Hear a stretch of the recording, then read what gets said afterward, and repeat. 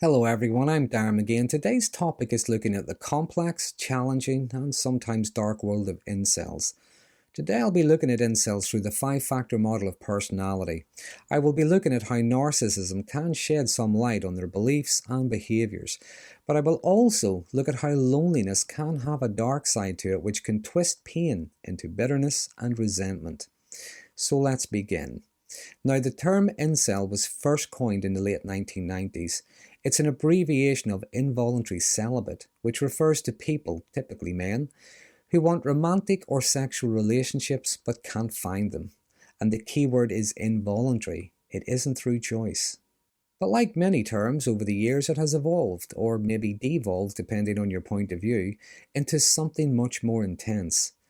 The term was initially meant to foster empathy. However, over time it has been adopted by certain subcultures and online forums, and the term is now often associated with men who join specific online communities that harbour resentment and express frustration and anger, often directed at women. That being said, though, can often be at society in general. In some cases, they promote extremist views, harmful ideologies, sometimes even violence. So I'm not referring to men who may just be socially shy or lack social skills and confidence. What I'm going to focus on are the incels who buy into a particular ideology. The incels that are bitter and angry, hold misogynistic extremist beliefs and just want to hate the world. Now in 2020, a study identified that incel ideology believed that women were dishonest, evil and manipulative, and that men were being oppressed by women. They believe that women have an unfair privileged position in the sexual market, but they also believe that masculine aggression should be legitimized. So really, at its core, being an incel tends to describe someone who feels trapped in a cycle of rejection and loneliness, but they attribute their inability to attract a partner to external factors like societal expectations, physical appearance, lack of affluence, or maybe the unfair attitudes and behaviours of others. They use terms like Stacy, which refers to attractive women who won't have sex with them, and Chad, which refers to good-looking men who attract women. And they resent women, or the Stacys, for withholding sex from them, but they also resent the Chads for having sex with the Stacys. So they believe that both are denying them what they believe is their right to a partner and a sex life. So what we see here are traits associated with narcissism, in particular covert narcissism. There is a grandiosity, a huge sense of entitlement, and a belief that they're special, except that it's all internalized. Women, or indeed other people in general, don't see or appreciate how special and unique they are. No one understands how great they are, and to be told no is an insult. They believe they deserve attention, sex, and love. But whenever it doesn't come, well, we often see envy, rage and hatred. They can swing between grandiosity and despair, much like a wounded narcissist. And this can bring up spite, outrage and vindictiveness. If someone doesn't find them interesting or attractive, they believe they have been wronged somehow, and the fault is all projected outwards. It's the other person who is at fault, not them. It's got nothing to do with their lifestyle, their behaviours or their attitudes. But they'll also blame good-looking or popular men for their own lack of success and opportunity whenever it comes to women or just life in general. Again, believing something has been taken from them unfairly. We also see them being highly disagreeable and lacking empathy, and these are all common traits associated with narcissism. But another common factor in incels can be chronic loneliness, and loneliness can bring up bitterness and resentment in some people. Studies from both Nature Human Behaviour and The Lancet Psychiatry in 2021 showed how isolation can breed extremism. It can lead people to turn their personal pain into a worldview or into an identity. So they join fringe groups, forums, just to feel a sense of belonging, sometimes amplifying their own worst impulses. And if they're not already, well, some might become radicalized, maybe just to feel powerful, sometimes maybe just to feel accepted. And in rare cases, they can become violent. Now, an example of this would be Elliot Rodger, who in 2014 killed 6 people and injured 14 others before killing himself. But chronic loneliness can also narrow someone's worldview, making it hard for them to see beyond their own pain. It can also lead to rigid all-or-nothing thinking and breed resentment. Again, these things are common with narcissism. Now, although many forums are well monitored and incels just maybe want to discuss their problems, ideas, and common interests, some online incel forums are often marked by frustration, resentment, and sometimes extremist views about politics, sex, sexuality, gender, and society. On those forums, you'll see rants about lookism and unfairness. There are dark, sometimes toxic memes. They'll use terms like beta males and come the revolution kind of rhetoric. And although generally disorganized, some online forums act more like a movement and can have cult-like qualities to them. They foster an us versus them mentality. There's bitterness towards women, people with differing opinion, or those who appear successful, sometimes even just towards society itself. And I think that with social media and cult-like behaviours, we also see something of a social contagion.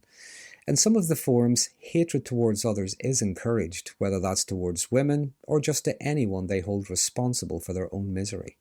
And with all cults and cult-like movements, not only is there a narrative which must be adhered to, you're not allowed to leave.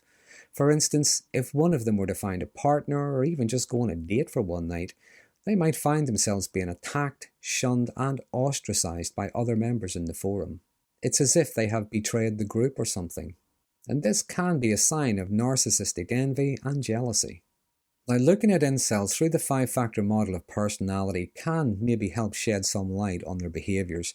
And just to remind you, the 5-factor model includes openness, conscientiousness, extraversion, agreeableness, and neuroticism. So let's begin. First of all, there is openness to experience, and this is about how curious or imaginative you are. Lower openness can mean rigid thinking, sticking to what you know.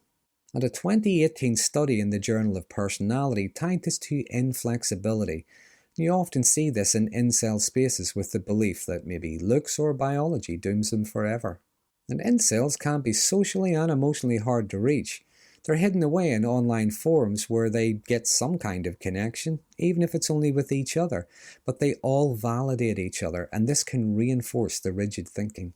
So it's a closed door, it's an echo chamber where they reject ideas that might lead to change or growth. Next, there's conscientiousness, and this is being organised, driven and dependable. And this can vary with incels. Some might score low, feeling lost or unmotivated, and this would fit with the loneliness research.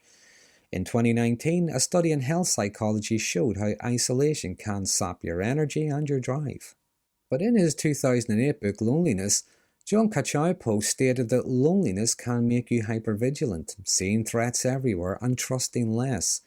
And some of the beliefs and behaviours incels exhibit would suggest this. Some would even suggest paranoia. Other incels, though, seem quite high in trait conscientiousness. They could spend hours online building intricate theories, trolling people, ranting, or just looking for people to be annoyed with. So they can put a lot of effort into their online presence and their engagement, but not necessarily in a constructive way. Then there's extraversion. This is how social or outgoing you are. Now, incels often describe themselves as shy or awkward, and many are, which does hint at lower extraversion. But a 2020 study in personality and individual differences linked this to social anxiety, which would also fit with some incels. But that being said, low extraversion is also a trait that is associated with covert narcissism. Now, with the anonymity the online world offers, this can flip, and this can allow incels to connect with others in their own way. But it can also breed toxicity and bring out animosity in some. Some might troll, bully, and threaten people, say just vent their bitterness and their frustration at the world. Next, there is agreeableness, and this is about how cooperative or trusting you are. And this too can be complicated because some incels can be overly agreeable, desperately wanting to be liked or to be accepted. To others, though, they might come across as being odd or even creepy. With others, the high trait agreeableness can leave them open to being exploited by predators in the incel community and becoming radicalized. But many incels tend to show low agreeableness. They're both malcontent with their own lives and malevolent towards others who don't see things their way. And a 2019 study in aggressive behaviour noted how online echo chambers can fuel this hostility. Finally, there's neuroticism, which is having difficulty with uncomfortable emotions. There's an emotional sensitivity to things like anxiety and stress. This one is often high. That being said, there can always be exceptions. For instance, some incels might have psychopathic traits. But with incels, we often see pessimism, low self-esteem, a sensitivity to criticism, and a lack of resilience to setbacks. Again, these things are common with things like covert narcissism. Many incels talk about rejection, despair, feeling powerless, and this is classic high neuroticism. And this can be heightened by chronic loneliness, because it can lead to constant rumination, which can ramp up negative emotions, and this creates a cycle where every setback, every interaction which doesn't go the way they'd like it, or every opinion that challenges theirs, can feel like proof of their worthlessness. And these can be signs of social anxiety, but again, with covert narcissism, these things can bring up a sense of unfairness and acts of vitriol. With psychopathy, it can bring up a callous disregard for other people. Now, with incels, there has been a lot of speculation about different disorders, and I've already mentioned narcissism. Although it tends to manifest more as covert, the narcissism can swing between grandiose and covert depending on the person, the situation. But there do also seem to be traits of antisocial personality. There's kicking against societal norms, seeing others, especially women, as objects rather than as autonomous human beings. And I think that with the nature of some of the online posts, even some of the threats and the belief that women seem to owe them something, we also see a callous disregard for the rights of others, and these things could be associated with psychopathy. In some cases, though, some of the online posts might suggest paranoid personality traits as well. Now, in mental health terms, I think we often see depression and anxiety-related disorders such as agoraphobia, social anxiety, generalized anxiety disorder, and major depressive disorder. There has also been a lot of speculation around autism disorder.